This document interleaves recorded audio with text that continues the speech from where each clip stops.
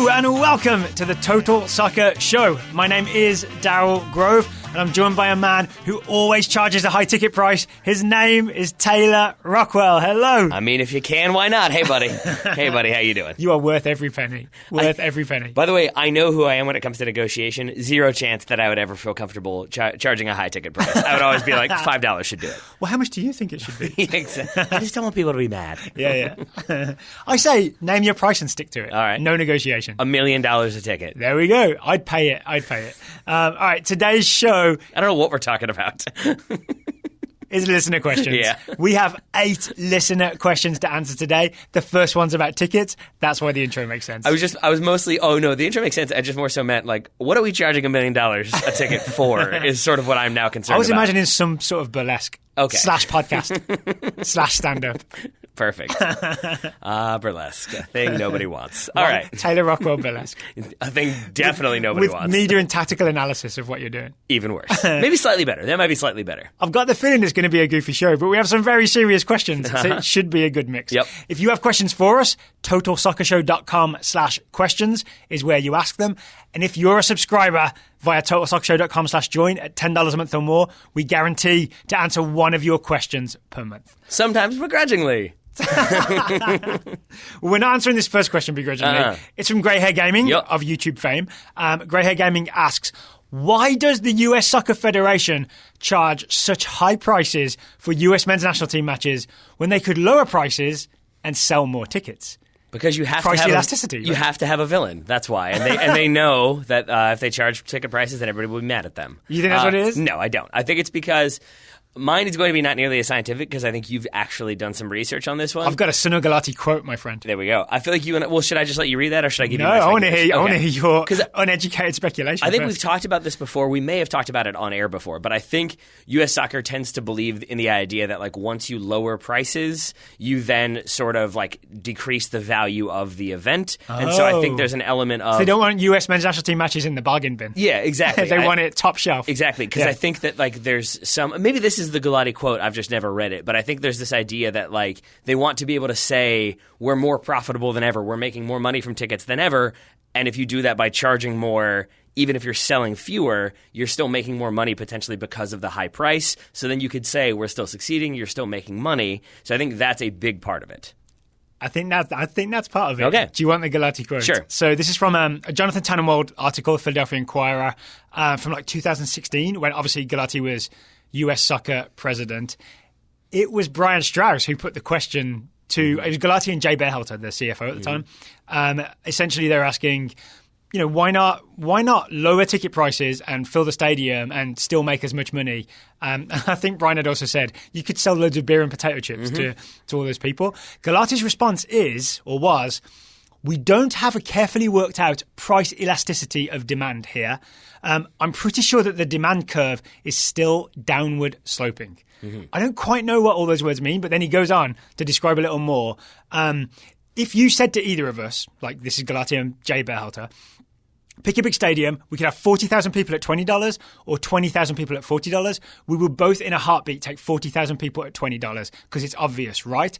But if you cut the price to $20, Galati theorizes you probably don't get 40,000, you actually get 24,000. Yeah. So he essentially thinks that lowering the prices do not mean that sufficiently more people would come to make it worthwhile. And so that's the thing, that apparently US soccer just don't believe that lowering the prices would fill the stadium significantly more for them to make as much money. Yeah. And honestly, I think he's probably right. He's an economist, right? That was his day job was economist. It is. Yeah. But I think he's also right because I think that answer lets him sidestep a bigger part of the question, which is why don't more people want to see the team even if you're charging too much? And the answer is because they're not that good right now. And I genuinely think that's part of the answer is that really in 2016 we were at least theoretically better. Yeah, but like we've talked about this before. I've talked about this before that like the United States has never really had that player. Maybe it's Christian Pulisic now, but even still not quite. They've never had that player that other fans will watch. Player. Yeah, like we would watch Ivory Coast in the World Cup. I mean, obviously because we watch every game, but we would be excited to watch Ivory Coast because of Didier Drogba. Yeah. Poland because of Robert Lewandowski. And you have to have that marquee player that pulls in like eyeballs even if not just U.S. fans. But because there's only so many people like us who are like soccer nerds who are just into everything. Some people really do go to a game just to see Leo Messi or just to see Zlatan Ibrahimovic, right? And I'd say more people do that than go for the very specific and weird reasons that we go. I mean, and so I think about some of like the best attended games that weren't like critically important in terms of like Gold Cup finals or something. And like the one that I've been to, probably the best attended one was I think in 2011, and it was when the United States played Argentina. Let me guess who was playing for Argentina. There you go. Yeah, exactly. Exactly. And so I think you get people who maybe wouldn't otherwise go to a U.S. game, or you'll get a family of 5 who wouldn't otherwise go to a U.S. game, but it's a chance to see Lionel Messi play in person. That's so we're going to do that. So I think what Sino Galati, I do think, is maybe saying between the lines is we kind of know that we're not going to get a sellout crowd to watch a Dave Sarakin-era team playing soccer, so we're just going to keep the ticket prices high, make what money we can. We know certain groups of fans are always going to go, as long as we can kind of get a shot of like American Outlaws doing a cool tifo and a few people looking happy and singing songs. That's what we need. Looks good on camera. Yep. The other thing he said is that, weirdly, the most expensive tickets sell first. Yeah.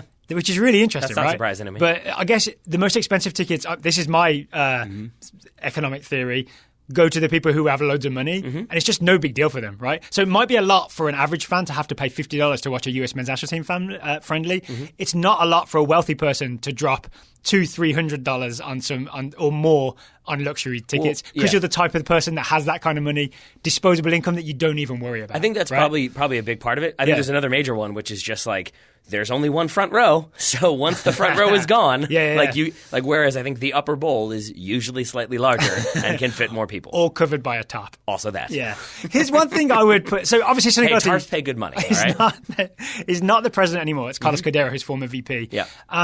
I would say, why not try it? Like, I understand he's an economic expert, literally. Galati is an economic expert. And he said he believes that the demand curve is still downward sloping. I think at least give it a go for one game. And maybe you risk losing a bit of revenue in one game, but at least see if it happens. If there are $10 tickets, did you suddenly get an extra 15,000, 20,000 people? And then at least you've got the evidence then to say, it's not just this is like a graph that I've drawn and I've decided that this is how it is, like, say, the Laffer curve, but something that's actually real and you have evidence for. I mean, my guess would be because what if you don't? What if you don't get more people then buying tickets? Then you lose revenue that one time. Yes, but also then every single story is they can't even sell tickets at $10 a ticket. Nobody wants to see this. Yeah. And then, suddenly things look even worse. Maybe there's an element of at $50, you can sort of say, well, not everyone's going to be able to go. And that's just how it is. Oh, dear. I mean, one final thing maybe worth noting is revenue is important for US soccer, and national team games, specifically this question was about men's national team games, right, are a revenue driver. So there is an argument, if you want to be US soccer friendly, federation friendly, to say they need the revenue in order to do the things that they do, which is, all the other soccer stuff. So they're sort of justified in saying we have to like milk this as much as we can so that we can do the other soccer things. Yeah. The other soccer things, indeed. Well, I didn't want to get into listing them because, Okay, so there's the answer to the question. All right, then we've got another question from Brendan Masser, who asks, since George Best won in 1968, there has only been one Ballon d'Or winner to play for an English side. That would be Michael Owen in 2001. What do you think of this? Why do you think this is? Excuse me. Why do we think this is? Yeah. Well, first of all, I'm going to quibble with the premise here. Didn't Cristiano Ronaldo win it in 2008 while playing for Manchester United? He sure did. Okay. So we have to kind of update the premise in that since George Best played for Man United in 68, there's only been Owen playing for Liverpool in 2001 and Ronaldo playing for Man United in 2008. Yes. It's still a valid question because it's still not a lot of players when you think that the Premier League is like the most expensive, the most well-paying league, and theoretically people say the most entertaining or the best league in the world. So to only have a couple of winners since 1968 is not that many. I'm going to guess the answer is that essentially the very best players in the world always end up at Barcelona and Real Madrid. And it's Messi and Ronaldo in recent years, but even prior to that, it's Zidane and Ronaldinho, maybe Rivaldo, maybe some other players like that. Is that is that essentially the answer, that Barca, Real Madrid are a tier above the Premier League and they just suck up all the Ballon d'Ors?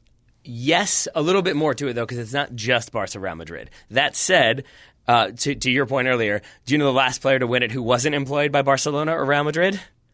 Was it Cristiano Ronaldo in 2008? It sure was at Manchester United. So there you go. Right now, Didn't it's he join Luka Madrid Modric. in 2009? Yes, yes, and that's indicative of the answer. Yes, of the top 5 most wins by club, it's Madrid with 11, Barcelona with 11, Juve 8, Milan 8, Bayern 5. The thing that's important there with those numbers, I believe it's been given 62 times as of right now. The Ballon d'Or award. That means there's a weird, complicated history, right? Where it's at one time it's the European magazines give it, and then there's the FIFA Player of the Year award. And they recently just kind of merged. Is it like the FIFA Ballon d'Or now? I'm all right with it. Yeah. But I say those top 5 to say that between, again, Real Madrid, Barcelona, Juve, Milan, and Bayern, those 5 clubs have won it 43 of 62 times. It's about 70% of the time those 5 clubs have won it. So I do think that's part of the answer, is that essentially those big clubs tend to attract the biggest names. And I think that goes hand in hand, in my opinion, with kind of like players of eras, that those major players, the biggest players, icons. That we think of throughout the history. guys that would sell tickets at like MetLife Stadium. Exactly.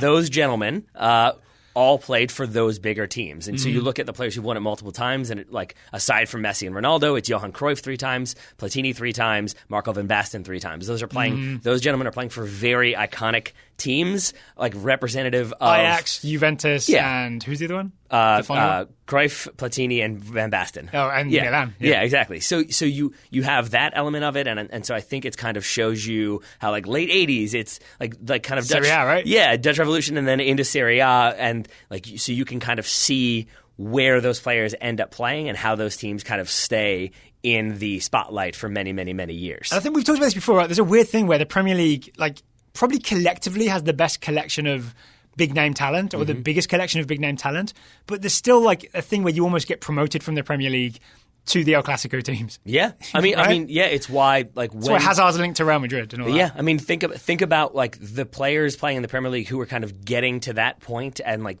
the biggest amount of fame possible. We talked about David Beckham earlier. He moves to Madrid. Cristiano Ronaldo moves to Madrid. Gareth Bale moves to Madrid. And so, I mean, Luis Suarez did win the Ballon d'Or. It was just a different Luis Suarez. He won it in the 50s or 60s. But you get those players. Yeah, at the end of the day, Barcelona and Real Madrid are going to be the teams that players migrate to. So I think that's a major part of it. Well, there's more reasons. Yeah, I mean, right. One little thing. I don't think this factors into it, but I just wanted to note. I kind of forget that it used to only be for Europeans. George Weah being the first non-European ever to win it in 95. And was that the first year it was available to non-European players? Yes, right? I think so. Now it's just European-based players, and now it might just be best players in the world. But we assume that the best players in the world are in Europe, right? Yeah, but I think for maybe people who are newer to soccer or haven't gone as much back in terms of reading the history of the game, it's worth remembering that the English Premier League right now is probably it's the most money, certainly. It's the most eyes on it, so lots of players want to go there. But it has not historically been the best soccer coming out of England, and so it's why historically Ronaldinho, Ronaldo, Rivaldo, they were all hesitant to go to England because you weren't necessarily going to be playing the type of soccer you wanted. You might just end up getting kicked a bunch. And I go even farther back. If you think of the 1980s, there is no way that, say, Diego Maradona would want to go play in England, because he would have the perception that, one, I wouldn't get paid as much as if I go to Serie A, because that's where the money's at the time. But also, there's going to be a bunch of Vinnie Jones kicking me. Exactly. And it is a weird stereotype that maybe isn't 100% true, but English soccer in the 80s was much less sophisticated than a lot of soccer played elsewhere in Europe. Yeah. And I actually think the people who vote on the Ballon d'Or, which I don't know if it still is, but it was European journalists. The majority of European journalists would have that view of England, not incorrectly, and so therefore would not really be looking at the English league to look for their best player in the world. I agree with that. And then I think there was, especially in the 80s, there's a stigma around European clubs and their fans, and I think that factors into the way those clubs are perceived. Then there's obviously the ban that facters into that. I think you're not English clubs and their fans? Yeah. So then I think you're not going to get an English player who's been banned from European competitions winning the Ballon d'Or. Yeah, when English clubs were banned from Europe from 85, 86 to about 90 something, I think. There's no way you can be claimed the best player in Europe when you're not even playing in European competitions. Exactly. Right? Yeah. So I mean, all of that is definitely a big part.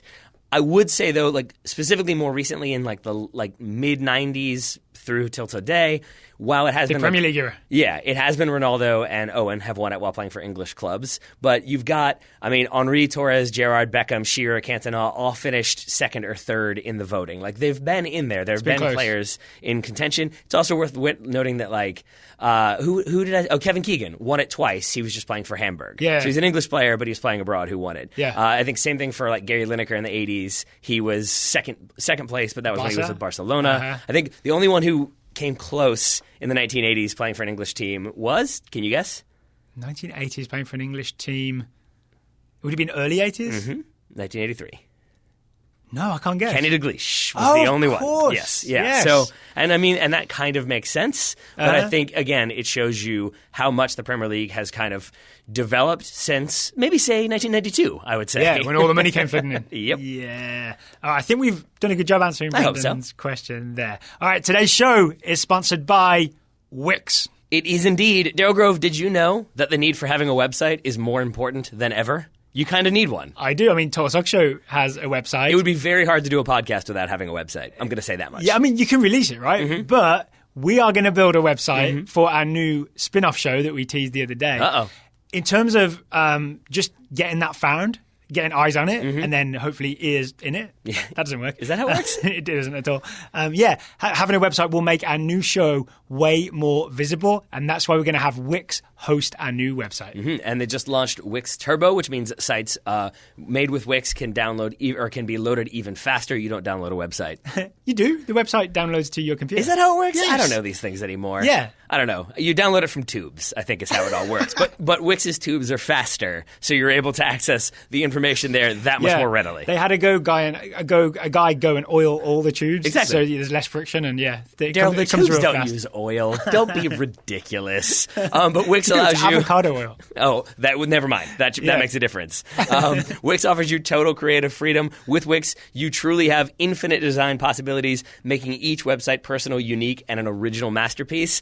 This is where I'm very glad that Daryl does more of the web design when it comes to the Total Soccer Show, because infinite. I do the maintenance, not the design. Well, you did a little bit more of the design for the first one. Yeah. I came up with some of the concepts, I think, and then you made them actually happen, because if it were me, I would get sucked into infinite rabbit holes of this is amazing and this is amazing, and suddenly our website would just be continuous landing pages, I think, because I liked them all and couldn't decide. All right, so here's a little bit of detail about the new show that I think is going to make it important. It's going to be not newsy, it's going to be evergreen. And so therefore, you won't have a review of a game that happened a year ago that we're quite happy on our current website gets buried because no one's looking for that. This is going to be stuff that people are looking for all the time. We want them to be able to find it. So when we launch this new spin-off show, which again is just me and Taylor, having this website is going to be absolutely key. We already have a name. We already have a logo designed by our designer friend. We just haven't launched it or put it out there yet. But it is going to require a good amount of work, which is, again, why we like Wix, because they take care of the heavy lifting, reliable hosting to keep your website safe and secure, custom domains and mailboxes, and email marketing, and much, much more. So they make all of that much easier so we can focus on trying to launch our new podcast. And if you would like to launch your own website, you can get started for free today at wix.com/TSS. That's wix.com/TSS. So you can set it all up for free. And if you want to go to the premium model, you can get a 10% discount by using the code TSS. Use that code. Yeah. And actually, this is not like with the other ad reads where that's essentially the same thing. If you go to wix.com/TSS and you use the free version, we'll still kind of get credit for that because you would have gone to the landing page, set up your site without spending any money, right? But then when you upgrade, you can use the code TSS for 10% off. So please, if you're going to launch a website, go to wix.com/TSS. Just do that. And thank you very much to Wix for sponsoring today's episode. Now, Daryl Grove, should we get to some more listener questions? Yes, please. All right. Next question is from Siri Brown. Siri wants to know, if you could pick anyone to be your coach, whom would you choose and why? And here's the interesting, the way this is phrased, it's not clear if this is who would you pick to coach Wolves, my team, Man United, your team that you support, or whom would you pick to coach the amateur teams that you and I play for? So I think we should answer both because it's more fun that way anyway. First of all, the question said, who would you pick? And you've made it whom, and I feel like that's you saying you're better than me. So I was trying like to just grammatically correct it on the fly. I don't care for that. Yeah. I don't care for that. I was right trying away. to give Siri the credit for grammatically correctness. Fine. But either way, Daryl, you're not better than me. All right. Second of all, I think if we're going to approach this from an amateur and then the clubs we support, I'll start amateur. Okay. I feel like I may regret this, but I don't think I want a coach who's like necessarily system specific, because like if Jurgen Klopp comes into the equation, he's going to make me run a whole bunch. I'm not sure I want to do that. If Jose Mourinho comes in, you're getting my hamstrings. I'm going to hate everything. Yeah. I think the answer is probably Pep Guardiola. I think that's the coach that you would probably most want, because I think about like our lower level amateur team. Like I think Pep's going to come in and look at that team and it's not going to be sort of like, I thought about Roy Keane for a minute, like the idea of like discipline and like the intensity, getting people fired up. But he's also going to be like, why can't you trap a ball? And the answer would be like, because I'm 40 and I've never played soccer before. And I feel like Pep would find a way to make that work. Yeah. I do think he'd do that. But then for like a higher level team, one of our higher level amateur teams, I think he's going to come in and sort of push you to that next level. That seems to be what he does at Man City. Mm-hmm. So I like the idea of having somebody come in who brings that intensity. I think he's as intense as Roy Keane. I genuinely do. But he's also going to make you a better player. I think that's what Pep Guardiola would bring. I've got the same answer. He just wouldn't help us get to the Champions League final. Maybe the Virginia Champions League Unless final? we got Lionel Messi on the team, and then he would. Maybe we get US Open Cup first round. Yeah, maybe. So I've gone for the same answer for amateur teams. Really? I think Pep Guardiola. I've got slightly different reasons, though, which I guess makes it interesting. But he is like kind of recognised as the best coach in the world, right? So he's the obvious choice, right? I think for our higher level team, which I mean, I'm not playing on it anymore, but Richmond City, we'll name them, right? Yeah. I've seen Pep be very good at just offering individual little improvements to players. You remember the whole Raheem Sterling thing where he showed him about how to like stand in the space ready for the half turn, and so he can receive the ball and be facing the goal and going for them. Do you remember that video? So I feel like not just Raheem Sterling, but lots of players, he's made these little individual improvements. So a bunch of guys that are really good at soccer, like that Richmond City team, there's some very talented players. He would still be able to look at those guys and be like... Me. Including you. No, but he would look at your game and he would maybe find one thing that you could do better that no one else has noticed, and he would show you how to do it. He could spend an afternoon and maybe improve 10 players, right, giving them each a thing, right? I think that's a massive value. All right. Well, I'm glad we're on the same page. Are you going to stick with Pep for a second? Yes. Okay, cool. Because I want to guess your club one. Okay, we'll get to that. We'll get to that in a second. Right. For our lower level team, which again is some guys who've never played before, like some talented players, some guys who are improving. I actually think, so we kind of coach this team together, right? You as head coach, me as like admin/assistant coach. There are certain things that team is like, we try to get them to do, but we struggle with, which is like always like doing possession football, using the width and spreading out and like making sure to use the wings and not get clogged up in the middle. I really think Pep is great at those things. So if we've like, it's not like we fail to coach it. I think it's just hard to coach when players aren't necessarily supremely talented. But to see, he's our best bet at making the fastest improvement possible in terms of the way we want to play. So to get like a few days with Pep, I think would bring, especially that team on, leaps and bounds. Yeah, I'm sure it's very different in a 1v1 setting or in an actual training session. But he has that sort of like low, gravelly kind of way of speaking, but it has like the intensity and passion behind it that you can just picture him out there being like, no, you must do this. And like, I can picture people responding to it in a way that like, I often, if there's a thing that I feel like I've repeated a bunch of times, rather than recognize like, oh, I've repeated that 5 times, I'm saying the same words, it's the words that aren't resonating. I can get a little frustrated. I feel like he would find a way through. He has. So, you know what, I went to, not exactly film school, but like half film school, half academic film studies. And there's a class You're learned, we get it. One guy Mr. Whom. I'm getting somewhere. There's a class that a guy taught about how directors, like, so, you know, directors are kind of like coaches, right? You know, they're in charge of all kinds of people and trying to make all kinds of things happen. They have what he called natural moral authority. That's what our instructor called it. Like this sense of like, I'm in charge and you can trust me. And I think Pep has that. Yeah. You know what I'm saying? Yeah. And you listen to him for that reason. Yeah. All right. You have it too when you coach, by the way. But I'm going to guess Pep has it more because he's done a lot more. That is shocking to hear. I'm flattered, but I'm surprised to hear that. So thank you for that. And then the other reason is because people have always asked, like, why is it that Pep is only coaching the very best teams with the very best players? Could he cut it if he had to coach like a lower league team? We'd find out the answer. We sure would. All right, can I take your guess for who you'd want to be Wolves coach? Yes. Is it Nuno? Yes. I knew it was. But so it is Nuno because things are so great right now. And also because he might leave one day. Yep. And I think everything that we can do to hold on to him, we should do, including me answering this question with Nuno. If he leaves... I love that you kind of roll your eyes when I make you knock on wood because I do believe in jinxes. Or I believe in like... I just don't want to make anybody anywhere... in the universe any sort of angry, and yet I feel like you're kind of genuinely serious there. With like anything I can do, including this, I feel like you mean that. The other part of the reason is things are going so well at Wolves, I wouldn't change anything right now. So why deviate, right? Okay. Like if it was Guardiola or Zidane, I still think like things are good with Nuno. We're cool right now. If he did leave, a guy I would like, it wouldn't fit the Portuguese-Chinese model, but Gareth Southgate. I think Southgate has that same sort of spirit of togetherness like that he likes to establish in the team that I think Nuno has brought to Wolves. So I would love for Southgate to come in and be Wolves coach if Nuno leaves. You know, Nuno also has the like low, quiet, gravelly thing going. Yes. Maybe that's just a thing that coaches need to embrace. That's what I'm learning now. Maybe you need to get more of a cold and you can get like a low, quiet gravel, like a smelly cat style one. Perfect. I'm working on it, clearly. Who's your choice for Man United? I've said this before, and it's kind of weird for this man to be like my dream coach for Manchester United, but it's Carlo Ancelotti. Carlo Ancelotti? It has been for a while. Big eyebrow fan over there? I mean, obviously, first of all, come on. Are you kidding me? With those eyebrows? How do you not love that? And also, you know, he can fill out a suit. He's a good-looking man. But I think the two things, I think, first of all, three things. First of all, he's a very good coach. He's proven that time and time again. He's proven that in the Premier League with Chelsea. He's proven that with Real Madrid, and then historically throughout his career. So that's one. Two is that, by all accounts, he's very easy to work with, that he kind of goes into the club, looks at what he has, and plays accordingly. He is not one who's going in and saying, this is my system, it has to be like this, you 8 players have to go. But the third thing is that with that means he doesn't really want to be incredibly hands-on in all aspects, which necessitates a director of football. And I think if you're hiring Carlo Ancelotti, it means they're also hiring a director of football, and that is what I want more than anything. That's a great answer. Thank you. A great answer. Okay, next question. Sure. It's from Zach Lippert. Oh, I think it's my turn. My Excuse friend. me. How dare you? Just because you're learned. Zach Lippert, if the U.S. was still part of the British Empire, which U.S. soccer players, male or female, would be knighted or made a dame? Is this probably a follow-up to our recent David Beckham thing of has he got a knighthood or not? Yeah. I would guess so, yeah. So if you look at the history of how the Queen or her people decide who gets knighthoods, I think the only soccer players who've really got them were mostly the World Cup winners, right? Yep. Sir Bobby Charlton, Sir Bobby Moore, the 66 World Cup winners. Other people like Sir Trevor Brooking, I think received them for like what they'd done in terms of charity and things like that. So I think we should kind of go with that model. Yep. I'm going to say that the people who would have got knighted are the 99ers, the US Women's National Team 99ers. Maybe Mia Hamm for being like, you know, the face of the team and the best player.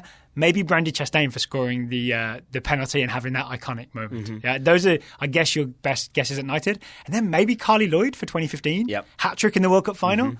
Yeah. I'm saying knighted. Sorry, it's you are. There's no like verb for it, but you're made a dame. Yeah. Right. It's Dame Helen Mirren. That makes sense to me. Yeah. And I think Judi Dench. And I think you're absolutely right. I also think that to some extent, I don't mean to insult the lords and ladies of England who might, you know, I don't know, break their monocles or whatever. But I also think, like, the whole thing with the royal family, it's no longer that they're looking to these people to be their leaders. It's that it's tourism. It generates a lot of tourism, a lot of interest in England. People go there to see the palace. People want to be there for the wedding. It creates speculation and all this stuff. And so I think that's my argument for the monarchy, despite my politics being sort of not. I love a monarchy. But I think knighthoods factor into that. There's a reason why Bono can't be knighted because he's Irish, but like there's a reason why he gets whatever the equivalent is. Like there is that element to this that like you want to kind of bring in people who are sort of making the realm, such as it is, look better, but it's also you're kind of trying to keep like the English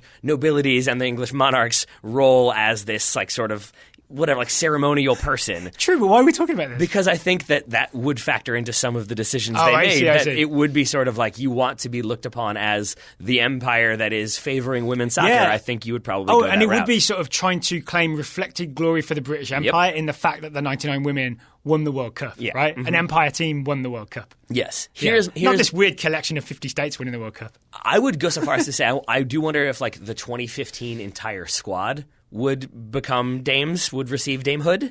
And I wonder if maybe retroactively there'd be some pressure to go back and award damehood to the 91 squad as well. Oh, interesting. Yeah. So, why do the 99ers get more credit than the 91ers? I think it's because it was on TV. I think it's more high profile. Yeah, like I remember watching that on TV. I remember watching the final on TV. I think it was a little bit more high profile. I've got 2 other shouts for you from the men's side. All right. Maybe Tim Howard in 2014.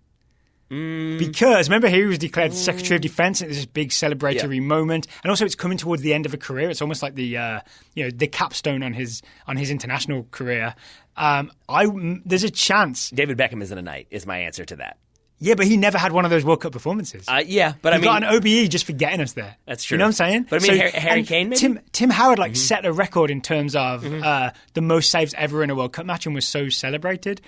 So maybe, I guess Gary Lineker finished World Cup top scorer in '86, didn't get a knighted. Yeah. All he got was some golden piece of footwear. All right. That's one of your nominees. My nominee, I say with a question mark, Lamar Hunt, maybe? Just for services. Services to soccer. That's one where I think, you do, who was it Trevor Brooking who was knighted most recently? Yeah. And I think maybe that is where you could see somebody like Lamar Hunt who services to spreading the game and, I don't know, colonizing America when it comes to soccer or whatever. Or maybe Anschutz as well. Colonizing the colonies, I guess. Yeah, something like that maybe. How about for what happened at the 2010 World Cup, England versus the USA, Clint Dempsey beheaded for treason for scoring against England. I think Rob Green first. I mean, a double heading. Both treason. On pikes on the palace gates. What is the rule? I guess the United States could still play, right? Because Northern Ireland could theoretically play. It has played in a World Cup, so yeah. Okay. All right. Absolutely, yeah. I mean, Australia is part of the Commonwealth and still goes to World Cups. Yeah. Yeah. Okay. So this is a weird alternate history, right? We have to sort of pretend that all the other stuff didn't happen for this to happen. So basically Clint Dempsey is William Wallace? Is that what I'm hearing? Yes. Okay. He yelled freedom! Yeah. And Rob Green was distracted and that's how the ball went under him. By the way, just throwing this out there in case anybody was wondering, that did not happen. Oh, that... if you know what Clint... The events of that entire movie? Yeah, definitely that. But also, if you know how William Wallace died, he wasn't yelling freedom. I'll tell you that much. He had other things going on. Okay, we definitely answered that question. I think so. That was an odd question, but I liked it. I mean, it's what the listener question shows are all about. Something else that is odd, but I like, Grip 6 belts. Today's show is sponsored by Grip 6 belts. They don't look like the belt you're wearing right now, unless you're one of the many Total Soccer Show listeners who've taken our advice and gotten themselves a Grip 6 belt. You've covered that well, my friend. Yeah. Yeah, the patent-pending locking mechanism holds tight all day and never slips. I can attest to that. I'm wearing it right now. Yes. That is no longer an anomaly when it comes to discussing Grip 6 because I'm pretty consistently wearing a Grip 6 belt if I'm wearing a belt. Checks. Same. Yep. Right now. Yeah. I mentioned this before, but obviously because of my recent health thingies, I've lost a lot of weight. Grip 6 belt has been really good. That. Yeah, it's been really good in terms of I haven't had to buy a new belt or do that weird thing where you poke a hole in an old belt to try and make it tighter. I mean, I just slide the way it worked, the mechanism, right? I slide the webbing through and it grips on. Yeah. And pants that really don't fit me right now kind of fit me thanks to Grip 6. There we go. So if you're going to lose... Save me a fortune in pants and shorts. That's the bright side. So if you're going to lose a bunch of weight, Grip 6 has you covered. Or if you're going to get way fatter, I think Grip 6 also, it can expand to cover that. So you're really covered on both accounts. And if you're going to stay where you are, you're probably good there too. Yes, and if you want to get a discount on a Grip 6 belt, go to the special landing page that they created just for Total Soccer Show listeners. It is grip6.com/TSS, grip6.com/TSS. And that's 33% off for a classic pack, 20% off for a standard belt. And if you don't like them, if they break, if there's something going wrong with it, they have the comprehensive lifetime guarantee, Mr. Grove, the 3 A's. Guarantee. But what are the 3 A's? Do you remember? Anytime. Uh-huh. Any condition. Uh-huh. Anywhere? Reason. Any reason. So, yes, they are the only company that offers such a warranty for belts, which is very much appreciated. Mm-hmm. But also, again, it's very comforting to know that if something goes wrong, they will replace it. Yep. That belt is going to be with you forever. They also said they'll be very surprised, and they want to know how you would manage the feat of breaking one of these belts. I feel like challenge extended, but not one I'm going to accept because go eat some burgers. I just like my belt very much. And as I said, I am a little bit superstitious. I would be nervous that would new belt have the same magical powers of current belt. Yeah. Once again, it's grip6.com/TSS. Link will be in the show notes. Thank you to Grip 6 for sponsoring today's show. I think you don't know that about me, but throughout my life, I genuinely in my mind personify inanimate objects. I was the one who felt very bad at eating gingerbread men because I was like, oh, poor guy. Which part do you eat first? I feel like I saved the head for last because to me... That's torture. But I think the idea was Ramsay Bolton? I don't know. I felt like I'm eating half his face. That felt more cannibalistic to me. You bite the head off first so there's no more suffering. I don't know, man. I don't know about that. But see, that's the thing. You got to eat the whole head of a gingerbread man. It can be big. It feels like too much. And look at the zombie movies. Where do the zombies go first? It's always the head, and that's the most horrific part. Fair enough. Mm-hmm. I guess from the gingerbread man's perspective, that's... Lister question shows are weird. Next question is from Daniel Lipsy. Daniel wants to know, at the professional level, why is the field watered before matches begin? I understand that the ball moves faster on a wet field, but in my admittedly low-level experience, wet conditions were always more tough to play in. Mm-hmm. I think that's the key phrasing right there is wet conditions, because the wet conditions implies it's still raining, everything is saturated, your jersey's wet, your socks are wet, your shoes are waterlogged, and it's going to be miserable. Why wasn't this cancelled? Exactly. And that is true. As my old Scottish coach once would always say, crap field, crap conditions, crap result. Those are not the exact words he used. No, they're not. No, they're not. And he continues to not use them to this day. But I think the difference here is that these are not waterlogged fields. It's not standing water on top of them. Usually they're watering them too, as Daniel said, to increase the speed of play. Because that's basically that ball is going to move faster. To make it slick, like we talked about with the tubes and the internet earlier. And I would say you could also, they're actually watering them with avocado oil. Yeah. It's a very expensive process. I feel like we're moving into idiocracy here. But I think it can actually be the opposite of what Daniel is talking about, can be even worse, which is that a dry field that like where maybe it's kind of drying up, it's a really hard surface, that can be miserable. But there's also that some fields have like a combination of dirt and sand that they've kind of been growing the grass in. That field, when it hasn't had enough water, is miserable to play on because you're playing on basically dry sand. And imagine how much fun that is to try to run in. So I think that's the other reason, is because with a lot of these fields, it's turf replacements. They're trying to kind of make the field look as uniform as possible, water it to kind of increase the speed of play. But we've seen games where it wasn't watered enough and players get stuck and the ball holds up and players genuinely can get stuck in and fall over and honestly hurt themselves on occasion. So you want that watered surface to help the ball move and help players move. I guess the big reason for this is, to answer Daniel's question, he's probably played on wet fields. He may even have played on a field that had that morning dew on it. That's nice, right? He actually mentioned in the longer version of this question that he'd seen that and he doesn't like that. The morning dew is the best surface to play on. It is beautiful, right? It also means that games. If there's that, it means that it's quite a nice day as well, usually, right? Daniel's never played on a professionally maintained field that's then been professionally watered by a person whose entire job is to be an expert in this condition, right? He may have played on a field with the morning dew, but that's just nature has just kind of happened, as opposed to a very precise process, which is what happens with professional fields. Yeah? It is. And it's the slickness on the top without the waterloggedness on the bottom is pretty much what they're going for, right? And you've also, thank you, because there was a point that I meant to get to that I got sidetracked on by talking about morning dew and such, is that we're also, I think, with a lot of the amateur fields around here, if we're playing at Bryant Park, there are 5 soccer fields. It's a very large complex. It's a very open space. The kind of heat disperses. If you're playing in a stadium where the grass is the only kind of natural thing and everything else is steel and concrete, that's really hot. And that's why when you look at games, it's always, you'll see it's 85 in the stands, it's 102 on the field. It's way hotter on that field, and it needs that extra bit of water. Not just to help with the speed of play, but also to keep the field alive. Because I think if you're playing a bunch of games on a super hot surface that's already sort of temporarily lane, it can be big problems. Ready for the next question? I think so. I will ask it. Oh, go for it, yeah. Ryan Downey asks, how are the number of Champions League qualifiers from each league established, and do any leagues have too many or too few? Ooh, okay. So for a long time, it's been decided by UEFA coefficients, which are really interesting. So clubs have coefficients, but more importantly, leagues have coefficients, right? And the UEFA coefficient is essentially just a ranking of points that teams from those leagues have accumulated over the years. So right now, and this was changed in 2018, right now the top 4 leagues in the UEFA coefficients get 4 teams in the group stages each. This was after the big clubs pushed for it, essentially, right? This is a bit of arm twisting by them to make sure that the top 4 in England, Spain, Germany, Italy all get 4 teams each in the group stage, right? Below that, I think 5 and 6 are France and Russia, get 3 teams each. And then your coefficient is determined by how many points your teams accumulate throughout each European competition, Champions League and Europa League. That's how it's decided. All right. And the next part of the question, do any leagues have too many or too few? I have weird thoughts on this that are kind of half-baked. So do I, yeah. All right? Okay. I want to hear them. I feel like in the current format, a lot of leagues have too many, and I would extend that to England. Really? I guess I sort of...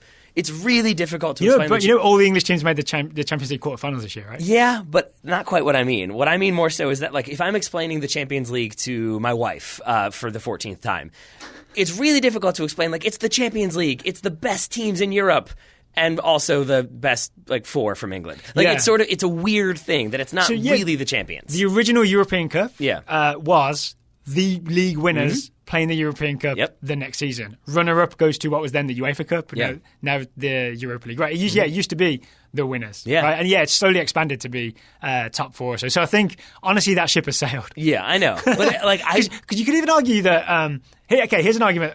Actually, no. I'll let you finish what you were saying. I was just going to say, that's why I kind of love the idea, theoretically, again, half-baked, of it just being a knockout competition, and you put in as many teams as you want, but it is then home and away. Whoever wins advances to the next round, and no more group stages, because it could be that you draw Apoel Nicosia, or it could be that you draw Chelsea. Well, okay, Chelsea's a good example of what I'm Chelsea's talking about. maybe a bad example, since they won't be in the Champions League. But I think in a weird way, England has the best argument for deserving more spots, because they actually have 6 teams who could all compete every year, right?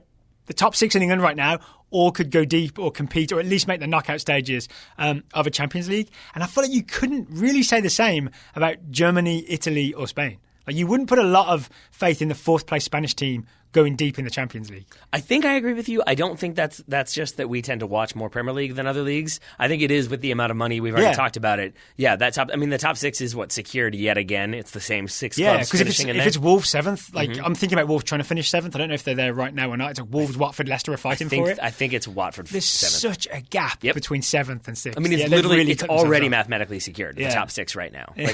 Those 6 will be the top 6, and I think that's indicative of that kind of difference in quality. I want to be clear. I'm not arguing they should do that because that's too many teams from one league. Yeah. But I'm saying England maybe has the best argument just in terms of we have the sort of quality teams that could go deep, and we have more than 4 of them. The word you were looking for was meats. We have the meats. I guess, I don't know. I guess maybe this is just me being a little bit jaded, but it is the case that we're really excited about Ajax right now because what they're doing is so unheralded, unlikely, that they've gone and knocked out Juventus and Real Madrid. It's very surprising, but it's also very rare that it tends to be a lot of the same teams going deep in the tournament. And I think that's where it does have that air of inevitability of you're going to play the group stage. Maybe there'll be that one surprise. But, for every time there is a surprise, more often than not, it's the same team getting relegated to Europa League and the same team getting knocked out altogether. Yep. And then again, that's where I'm sort of let's go back to Cup Winners' Cup or something. let's make it just champions playing. Do you have a theory or an opinion on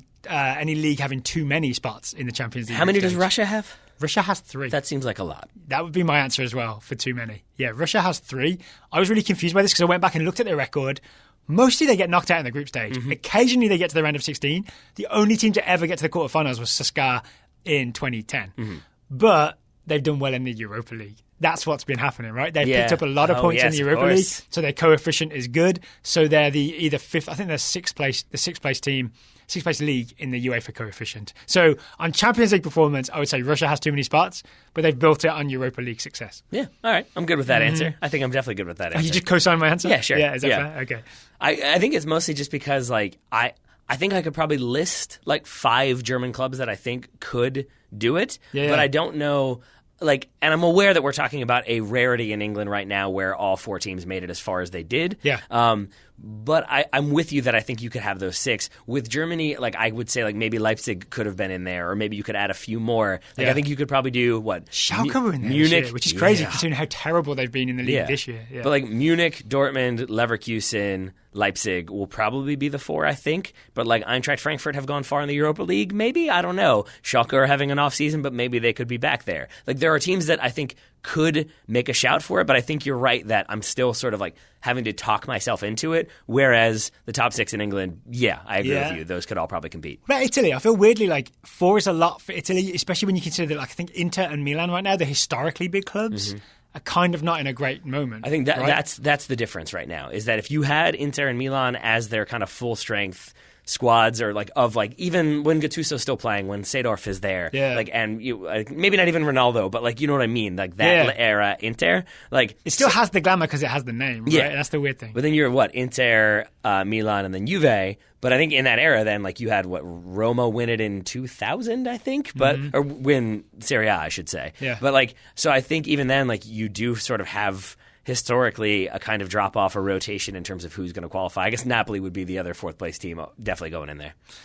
Ready for today's next sponsor? Or 2nd-place team, I guess, as they are right now. Yes. Today's sponsor is Talisman Caps. You put it on your head, Talisman Caps. You finally figured that out. I'm trying out taglines. Daryl kept putting them on his shoulder, and I was like, dude, that's not what you do. It's a new thing I was trying. But it did explain why you were so confused as to how to properly wear the flat brim hat. It's because you were wearing it on the shoulder. When you put it on the head, it looked quite nice. So Talisman Caps is an independent soccer cap company, basically, right? It's all soccer designs for soccer fans, made by soccer fans. Yes, that's very well said. Yeah, we enjoyed meeting the creator, the founder of the company, Dustin, when we were in Chicago. Dustin and Bethany. Yeah, and I enjoyed Dustin, I think I've said this before, telling me when you should stop wearing a flat brim hat, which is, I believe, however age Dustin is, and when you should stop wearing it backwards, which is you should never wear it backwards, apparently. Age 0. Which has been hard because I tended to wear one backwards, but I did kind of wonder if maybe that wasn't a thing I was supposed to do anymore. Okay, so Talisman Caps' new tagline, for people who wear their caps forwards. Exactly. Yeah. I think their actual one is the lifestyle streetwear gear that you can feel proud to wear both on and off the pitch. Oh, that one's much better. It is way better. It is way better. And it is true because they are like fashionable enough and they've got the the little logos that pull people in. Like I had one person recently be like, is Pilo wearing is he holding a glass of wine in that hat? And you will pull people in that way, but you can also you can wear Pilo, no party you can hat, wear it out for drinks, but then I will wear it to soccer because sometimes I don't want to get my hair done right before I'm going to play soccer. And you do get a cool factor to them, right? Yeah, of people course. are like, oh, that's something different and special. Yeah. Which is this is how I would classify a lot of the Talisman designs as different and special. It's not your run-of-the-mill, here's the soccer team crest hat. Yeah, you know and it's also not the kind of, because it's Talisman, it's an independent company, it's not a Nike swoosh. It's not the Adidas logo. It's not Umbro or whatever. Like, you're getting a unique, like, locally made, independent, independent hat, and I like it that much more. And they do, the thing I like about Talisman as well, they support independent soccer, like independent soccer podcasts, like the Total Soccer Show, advertising with us. I mean, that matters. That matters, and they just launched. They just launched a Cooligans cap. Yes. So you know our friends, the Cooligans, Alexis and I'm really happy for Christian. So they launched the Cooligans cap, and the Cooligans did a live show or a live interview with Miguel Ibarra in the Talisman store in St. Paul. I think the day after the first game at the new stadium. You blame them for the result, right? Or for the craziness of the first game? I think I texted them while they were there saying, what are you guys doing? Why has this game gone crazy? I think they were also at the Spurs-Man City game. That also makes sense. There we go. They just bring chaos wherever they go. They left after 21 minutes. Do you remember when Alexis did the tactical formation for the Swope Park Rangers? Yes. I feel like maybe that was the blame for some there. of these results. Yeah, that sounds right. Right. But the Cooligans do have the Cooligans hat, right? Yes, it's very nice. Yeah. There we go. And available for sale on the Talisman site. Certainly is. And you can get 20% off that hat or any other hat, provided it's priced $35 or more, if you use the discount code TOTALSOCCER20 at talismancaps.com. Thank you very much to Dustin and Bethany for sponsoring today's episode of the Total Soccer Show. We very much appreciate it. I do not have a Talisman cap on, but if I'm wearing a cap when recording, it is usually a Talisman cap. I've just reached over to my desk, put mine on. What does it say on it? It says support local. Yeah, in Wolves colours. Wolves orange, yes. Probably not what they were planning, but it works out for me. It does. I should say, pretty much always I'm wearing a Talisman cap. I have my dad's old West Point hat. That's the only other one I wear, and that's usually when I'm doing yard work. But occasionally I'll wear that in a studio. That wasn't Talisman. It was not Talisman, not so much. I don't think they've got an army hat quite yet, no. We have two more questions. We are firing through these questions. I'm enjoying these questions. Keep it going. It's my turn to ask, right? I believe it is. J.L. Castro. It seems like the US men's national team has a really strong youth pipeline right now with teenagers at a lot of major clubs like Bayern, Barca, Ajax, PSG, and a serious youth movement in MLS. I'm going to add hashtag play your Paxton Pomacals. But how does our current youth pipeline rank to prior youth generations? Should we expect a historically good US men's national team in a few years? I love this question because it's honestly something I've been wondering a lot about lately. Because when we went to the convention in Philly, the coaching convention, I guess, is it 2 years ago at this point, or was it just last year? Last year. 2.5 years ago. Yeah. No. Was it? I think it was a year and a half ago. Either way. Yes, you're right. A year and a half ago. Either way, there was so much conversation about, basically that, U.S. soccer at youth level is broken. That, it's, the whole system doesn't work. There's everybody falling through the cracks, and it sounds awful. Oh, this was the run-up to the election as well, right? So it had that drama around Exactly, and I think that that's worth remembering because I think in times like that of elections, And we just failed to qualify for the World Cup, 3 months previous to this convention. But I think you're in a place where everybody is concerned about youth soccer. People are already very passionate about youth soccer, especially those involved in it. And so I think issues get magnified. But I think when you step back, when you look at this, like I have to believe that it is better than it's ever been in terms of the number of players who are getting minutes, who are already playing professionally, but the numbers coming through the pipeline. When you look at the U17, U20, U23 teams, they're stacked in a way that I don't think they've been in years past. I agree. I think the answer, honestly, is development academies. Yeah. I know they're unpopular.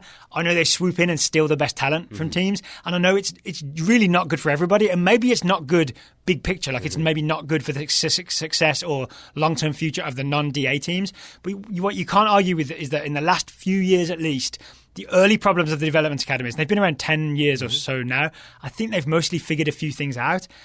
And kids are coming through, being produced that, are going. Like Weston McKennie, Development Academy, then off to Schalke. Christian Pulisic, Development Academy, then off to Borussia Dortmund. Paxton Pomykal, Development Academy, now really dominating games in Major League Soccer at a very young age. It's really, really happening. I would add as well, the USL thing has made a big difference. These kids now have a place to play that's below Major League Soccer but is still professional and competitive. That's happened, since 2013 or so when they started the affiliation stuff. I think that's been a big thing as well. There's been a stepping stone. We watched Tyler Adams play for New York Red Bulls 2 against the Richmond Kickers before he was a big deal. But he had that experience that gave him the stepping stone to MLS, gave him the stepping stone to RB Leipzig. Did we see him play for the Red Bulls too? Yes. Honestly, I will go back and find that video. Here's my memory of this. I kept saying, look out for this kid, Tyler Adams. This is amazing. And you were like, calm down a bit, Daryl. And I think history will judge me well on that comment, on that broadcast. Are you sure? I feel like I remember Derek Etienne. I remember Anatoly Abong. So Tyler Adams played. It was the first season we did it. So it would be 2016. We were doing the play-by-play for the Kickers. Tyler Adams only played a half because he'd just been playing for a U20 or U17 team. U20. I'm squinting at you. Squint at me all you like. But here's what I would say about that. Is that I go back to that 2002 squad when suddenly John O'Brien was there. That's what it was for me. Admittedly, I was 18, not necessarily involved in Americans abroad. But it was wait, there's this guy at Ajax and he came through. But that felt like in retrospect, that was an outlier. It wasn't as though he was part of a whole group of U.S. players who had gone abroad or gone to Ajax. There are now, I know Kik Piri is debatable as to how American he is, but there are two technically American players at Ajax right now. Sejuna Des is the one to be excited about. Yeah, exactly. But I guess, or a better one would be Schalke, to your point. There are 4 or 5 Americans at Schalke? Yeah. It is. That's a better version because they're U.S. produced as exactly. well. Exactly. Yeah. And it is sort of a more instead of it feeling this one kid got looked at or found a way to go play for Ajax or got scouted or whatever, it feels like it's a more more kids are going. So it's less of a impromptu accident for players to appear at teams like Ajax. And for youngsters to appear in Major League Soccer, it's more of a factory production line in terms of the development academy. And that's maybe one reason to dislike it, is that maybe there's this factory element to it, churning kids out that maybe people don't like.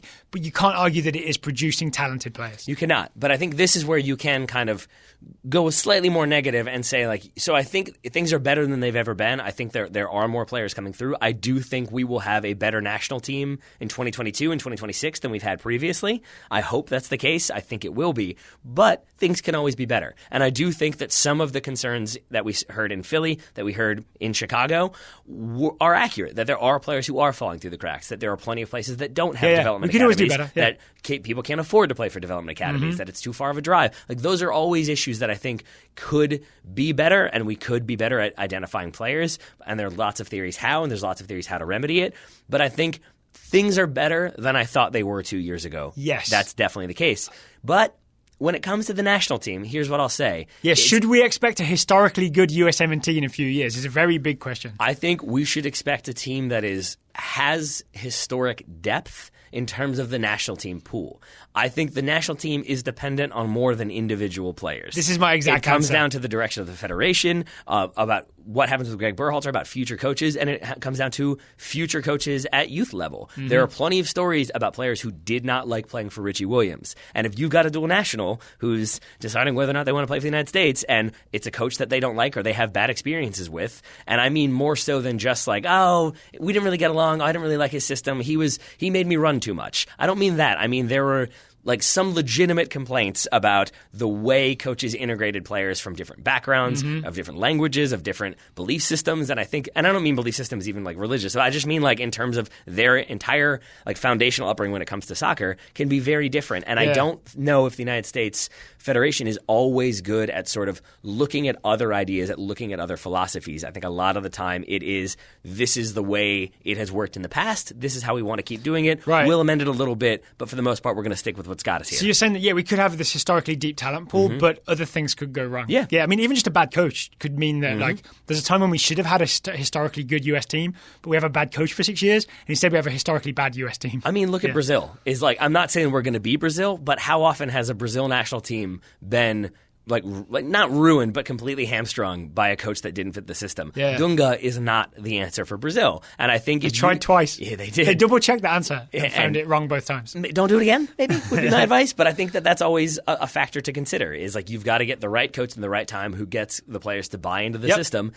Gareth Southgate got England to do it. Lots of other coaches did not. The Gareth Southgate thing is a good mix of like a historically good English group of talent, because kids had finally been allowed to come through, right? Like Harry Kane getting a chance at Spurs, combined with a coach that managed to pull all that together and make the best of it. Yeah. All right. Another good answer from us. I hope so. You ready for the final question of today? Comes from Randolph Scully. Do players worry about getting hurt in goal celebrations? As a fan, I know I always get at least a little nervous when I see a player. I like doing knee slides, getting jumped on, trying to do a flip, etc. Do celebration injuries actually happen?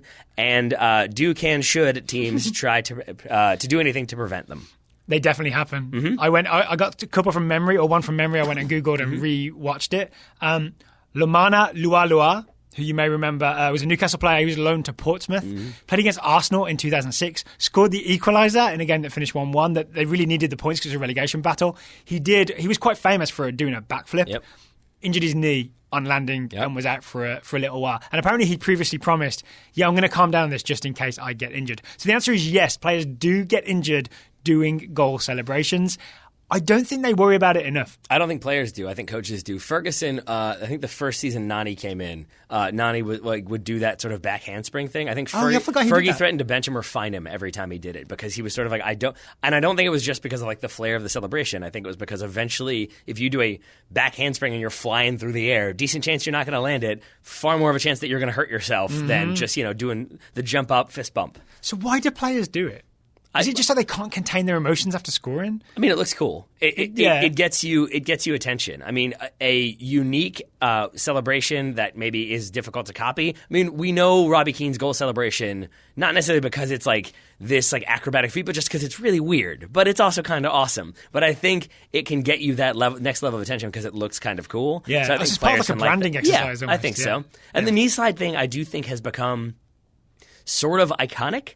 And I think to do it is to like... It's the one that worries me the most, weirdly. Yeah, but to do it like makes you seem next level. Like I think because you're in control of your body in a weird, like next level way. I think for the next 10 years, it will probably be most identified with Kylian Mbappe, is what I'm going to say, just because I think he did it at the World Cup, and he would do the kind of like the arms in the armpits slide that made me think of Mary Catherine Gallagher every time. But it is one that I thought... Does Mbappe smell them afterwards? That's a great question.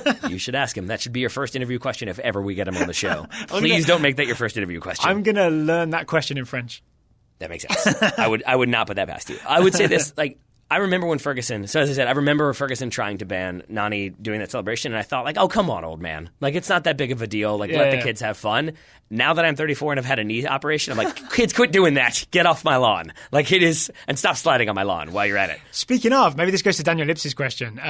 The pitches are really well watered, so maybe it is a bit safer to do the knee slide on those fields than, say, the fields we play on. Like, if you tried to knee slide after scoring for Richmond City, I mean, the fields are good that we play on, right? They're good for an amateur standard, but they're not perfectly watered, so you can guarantee slickness everywhere. Yeah. You could try a slide and just end up on your face. Yeah. I mean... You could. I would not do that celebration. Yeah. It would scare me to no end to do a knee slide, and certainly as a backflip. Yeah. So, the answer is yes. Coaches and clubs have tried to stop players from doing certain celebrations in certain places, and players are going to keep doing them.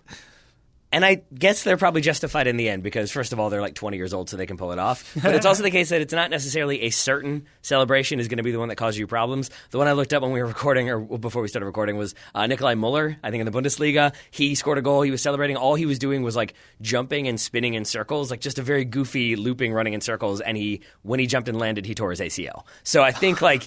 It doesn't necessarily mean that a specific celebration is going to hurt you. Any celebration could hurt you. So I guess in the end, you should probably just celebrate and hope for the best. I guess maybe we should say we should trust professional athletes to be in charge and take care of their own body. Can we, though? Right? Can we, Daryl? I mean, so... Let's just bubble wrap them. And they have to play bubble soccer. Yes, exactly. After they score, you put them in bubble wrap, then they can celebrate. All right, well, some people I'd like to put in bubble wrap are all the talented youngsters in the Total Soccer Show Scouting Network, so none of them get hurt. I'll give it to you. Yeah. I'll give it to you. As an acceptable segue, just about, in the British sense. Yes. Okay. Thank you to everybody for today's questions. Again, totalsoccershow.com/join to support the show. Yes. $10 a month or more, we guarantee to answer a listener question per month. Any level, we're going to assign you a young player to scout. If you haven't received your scout, email me, DARYL@totalsoccershow.com, and I will get your scout to you. There we are. But some people have. Some people have been sending in reports. We've got a few today, starting with Dustin Ward, scouting Brendan Aronson, 18-year-old American midfielder for the Philadelphia Union. I'm guessing somewhere in his family lineage, somebody was named Aaron. Aronson and the Union faced a stiff test this weekend against the Galaxy and the implacable Ibrahimovic. Although the Union ceded ground, Aronson was again very solid and at times the lone bright spot, pushing the ball forward and making intelligent runs. He was inexplicably subbed off for defender Mark McKenzie in the 77th minute when the Union went down a man while trailing 2-0. It's actually not inexplicable, right? If you take your playmaker I was going to say that seems very down to 10 explicable. men. Yeah. Yep. James Jones is scouting Andrew Carlton, the 18-year-old. Oh, sorry, quick update on Aronson. I think Marco Fabian came off injured in that game, so he might get another go as the main man in terms of playmaking. Marco Fabian. He'd been forced to do some number 8 stuff and still doing really well. But yeah, he'll get to do more playmaking if Fabian's injured for a few weeks. James Jones is scouting Andrew... Fabian. Is it? I just remember that from the Wells Fargo commercial. Oh, James Jones is scouting Andrew Carlton, the 18-year-old American attacker for Atlanta United and sometimes Atlanta United too. James says Andrew picked up his first assist of the season playing at home for Atlanta United too, aka the Twos. He quickly collected a defensive header with one touch, then played a great ball ahead to Gordon Wild, great name, with his next touch for the first goal of the game against North Carolina FC. Andrew is still struggling for playing time with the first team, so it's good that he can get quality minutes with the Twos. It will be even better if he can actually produce there. Matt Koss scouting Lucas Toussaint, the 21-year-old French midfielder for Lyon. Toussaint went out with a minor ankle injury in a 2-1 loss against Nantes. Is that the team that I was trying to avoid and I have to pronounce again? But should be back on his feet well before his 22nd birthday in 2 weeks. Meanwhile, Lyon remains in the final Champions League spot in Ligue 1, but only barely with Saint-Etienne and Marseille on their tail. Ryan LaRose is scouting Rafael Camacho, the 18-year-old forward, not right back, for Liverpool. This is a long report, so I think something big has happened. Okay. Rafael Camacho. Ryan says Liverpool named a star-studded youth lineup in their U23 game against Leicester City last Sunday, featuring the likes of Joe Gomez. Oh, yeah, he's back, right? Alex Oxlade-Chamberlain, Rhian Brewster, and Ben Woodburn. That's U17 World Cup winner, Rhian Brewster. And Ben Woodburn. But it was Rafael Camacho who stole the show with a hat-trick in the 6-0 victory. However, he then posted a questionable Instagram post which appeared to question Jurgen Klopp's decision to play him at right-back.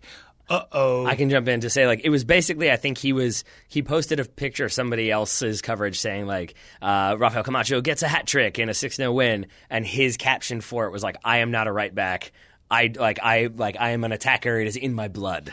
So it was... I think it was sort of I don't know who continues to choose to play me here. It was kind of I don't think he meant it as a shot at Jurgen Klopp. I think he was just saying this is what I'm supposed to do, very passionately. I mean, isn't the thing if you want to make your debut, didn't he play for Liverpool first team and played at right back? It was that's kind of where you end up doing it, right? Steven Gerrard played his first game for Liverpool at right back. Yeah, you know what I'm saying? It's a tradition. It is a tradition. Yeah, it's the first spot, right?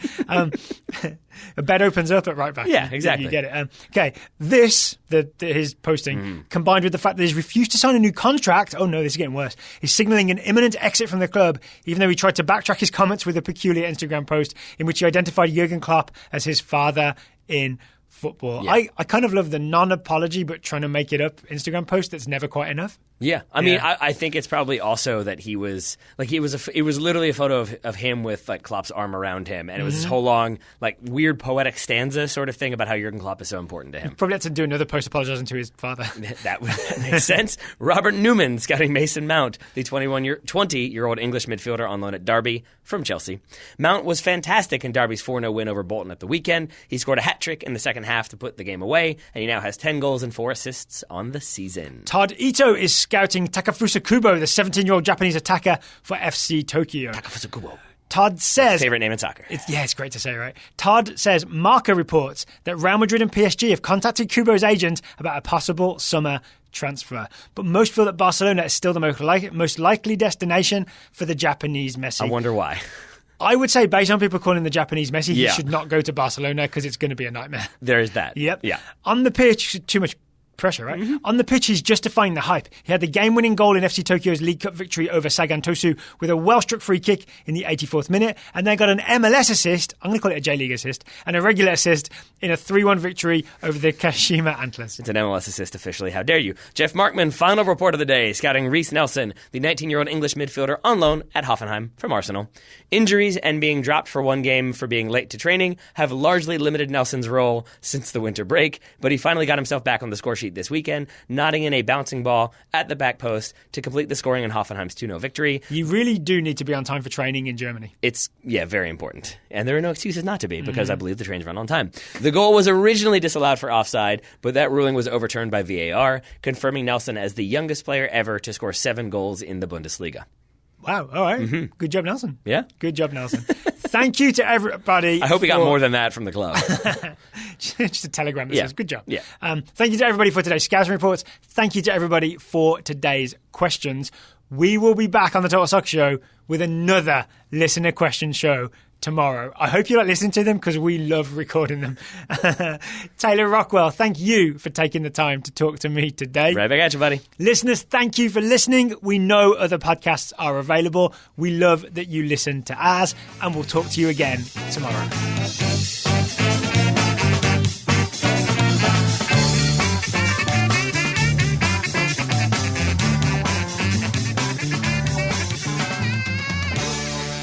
You gotta slice it.